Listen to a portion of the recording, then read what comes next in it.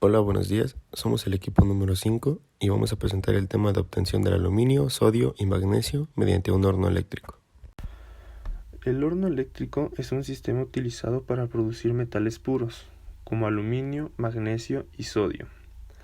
En este horno se suministra una carga de sales metálicas o minerales que se calientan hasta su fundición. Posteriormente, mediante un proceso electrolítico, se deposita el metal líquido y este se extrae del horno. Existen distintos tipos de hornos. El más común de ellos es el horno eléctrico de arco, el cual requiere un arco eléctrico, como el que se puede apreciar en la imagen. Este se genera al acercar los electrodos del horno, alcanzando temperaturas cercanas a 3700 grados Celsius en el arco eléctrico. Este fenómeno físico también es utilizado para soldar, como se puede ver en la imagen, gracias a las altas temperaturas. Otro horno utilizado es el horno de resistencia, el cual utiliza el efecto Joule como fuente de calor. El efecto Joule es una forma de disipación de calor de una resistencia debido al paso de una corriente eléctrica. Antes de describir los métodos de obtención del sodio, magnesio y aluminio por medio de un horno eléctrico, se va a describir brevemente qué es la electrólisis, pues es una pieza clave para la obtención de estos metales.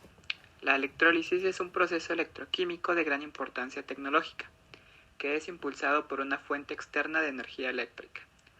El proceso de electrólisis se lleva a cabo en una celda electrolítica, conformada por un par de electrodos, cátodo y ánodo, inmersos en una disolución o en una sal fundida. El objetivo de este proceso es producir un cambio químico no espontáneo. Como se puede observar en el diagrama, la fuente de energía eléctrica es una batería conectada a ambos electrodos a través de un material conductor. Esta batería o cualquier otra fuente de corriente eléctrica actúa como una bomba de electrones, que empuja a estos hacia el cátodo desde el ánodo. El cambio químico que se realizará es una reacción redox no espontánea. Como sabemos, este tipo de reacciones implican la transferencia de electrones. El electrodo en el que se lleva a cabo el proceso de reducción o ganancia de electrones se llama cátodo. El cátodo es un electrodo de gran relevancia, pues es aquí donde los metales se reducirán y posteriormente depositarán, lo que permitirá su posterior extracción. Por otro lado, en el ánodo se efectúa un proceso de oxidación o de pérdida de electrones. La electrólisis es uno de los principales métodos químicos de separación, que industrialmente es muy empleado en diferentes áreas. Algunas de sus aplicaciones más relevantes son la obtención de elementos como cloro, hidrógeno u oxígeno a partir de distintos compuestos, la purificación de metales, que es el propósito de esta presentación, y la realización de recubrimientos metálicos protectores o con fines decorativos, como es el caso del niquelado. La estructura general del horno eléctrico consta de una fuente de alta tensión, la cual es necesaria para generar el arco eléctrico y para la posterior electrólisis. También está formada por electrodos, los cuales generalmente son de hierro y de grafito. También consta de una cuba, el cual es un recipiente refractario capaz de resistir altas temperaturas. Debe poseer una entrada de sal o de mineral y una salida de gases, ya que en los procesos electrolíticos se generan gases. Y también una salida para el metal líquido del horno eléctrico. Yo les voy a hablar acerca de algunos procesos más importantes del ciclo de funcionamiento del horno eléctrico. Dentro de ellos se encuentra el cargamento del horno, la fusión, refinamiento y desescoriado.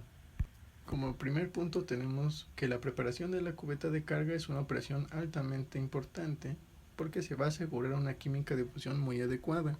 El techo y los electrodos se levantan y se giran hacia un costado del horno para permitir que la grúa de carga mueva el cubo lleno de chatarra. Después, el techo y los electrodos vuelven a su lugar sobre el horno, se baja el techo y luego se bajan los electrodos.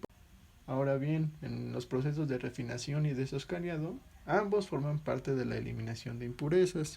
Dentro del refinamiento tenemos la eliminación de algunos elementos como el fósforo, azufre, aluminio, silicio, magnesio y carbono del metal, mientras que en el desoscariado tenemos la eliminación de óxidos producidos en las etapas de fusión y refinamiento. Y esto es provocado debido a que la mayoría de los compuestos que deben eliminarse tienen una mayor afinidad. Ok, entonces para obtener el sodio se utiliza el método o proceso de Downs. Del lado izquierdo tenemos el diagrama de cómo se vería el horno por dentro si hiciéramos un corte transversal. La idea de este método es utilizar el arco eléctrico para elevar la temperatura y así tener la sal fundida. En este caso, la sal será cloruro de sodio, obtenido por evaporación del agua de mar o minando una piedra de sal llamada halita, y que nos sirva como electrolito para evitar introducir agua al sistema y que se haga una electrólisis en disolución, y en vez de eso hay que hacer una electrólisis con metales fundidos o sales fundidas. Sin embargo, si revisamos la temperatura de fusión del cloruro de sodio a una atmósfera, vemos que esta es de 801 grados centígrados y que a pesar de que el arco sí puede alcanzar esta temperatura, el tener trabajando el horno a esas condiciones llega a ser costoso, por lo que para abaratar este proceso hay que introducir cloruro de calcio, ya que este tiene una temperatura de fusión de 772 grados centígrados y al hacer una mezcla 33% cloruro de sodio y 67% cloruro de calcio, podemos utilizar el horno a 580 grados centígrados.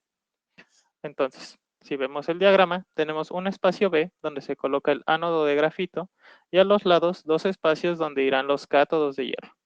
Del lado derecho tenemos una corriente C, que es donde meteremos las mezclas de cloruro y calcio, y que en el momento en el que se haga pasar la corriente eléctrica en esta mezcla, se va a dar esta reacción redox del lado derecho, y al final vamos a tener separados tanto sodio metálico con impurezas de calcio como cloro gaseoso. Entonces, para poder hacer la separación de estas tres sustancias, primero tenemos que ver que entre los cátodos y el ánodo hay dos líneas verticales punteadas que simbolizan una malla de acero que impide que el sodio junto con el calcio se junten con el cloro gaseoso. Y para sacar estas tres sustancias vamos a usar tanto la corriente D como la corriente E.